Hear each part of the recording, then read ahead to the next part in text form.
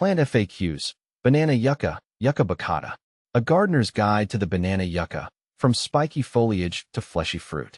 The desert landscape holds a surprising number of edible delights.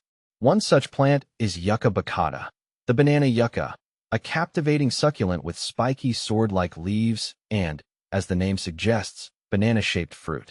Over the years, this unique plant has become a fixture in my garden, offering both beauty and a taste of the desert. In this guide, I'll share my experience with banana yucca, answering all the questions that bloomed alongside my own curiosity. See more 54 species in genus Yucca at monsteraholic.com. Can I eat banana yucca fruit? Absolutely. The fleshy fruit of the banana yucca, once ripe, is a traditional food source for indigenous communities in the southwestern United States and Mexico. The flavor profile is often described as a sweet potato with a hint of fruitiness. How to grow banana yucca. Banana yucca thrives in hot, dry climates with well-draining soil. Here in Missouri, insert your location if it's different. I provide a sunny spot with sandy soil and minimal watering. They're surprisingly low-maintenance plants, perfect for busy gardeners. Propagation is a breeze too.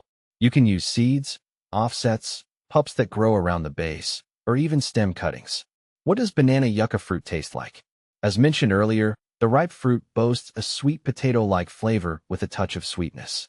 Some even detect a hint of banana, though the resemblance is more visual than in taste. Do banana yucca grow in Missouri? While banana yucca prefers the arid desert regions, it can adapt to climates like Missouri or your location with proper care. They appreciate the hot summers, but ensure well-draining soil and avoid overwatering, especially during the cooler months. Do banana yucca have trunks? Unlike some yucca species, banana yucca doesn't develop a true trunk. Instead, the sword-like leaves emerge from a basal rosette at ground level. This creates a more compact and visually interesting form in the garden. Does banana yucca itch? Thankfully, banana yucca doesn't have the glochids, tiny barbed hairs, that cause itching in some cacti. However, the leaf margins are sharp and can pierce the skin if not handled with care. Use gloves when pruning or harvesting the fruit. How to cook banana yucca. The ripe fruit can be enjoyed raw, roasted, or boiled. Roasting brings out the natural sweetness, while boiling allows you to mash it for a unique take on mashed potatoes. The seeds are also edible and can be roasted for a nutty snack. How to cut back a banana yucca. Banana yucca requires minimal pruning. However, if a leaf gets damaged or you want to control the size, use sharp pruners to remove the leaf at its base. Be sure to wear gloves for safety. How to distinguish Torii yucca from banana yucca. These two yucca species can look similar. Here's a quick tip.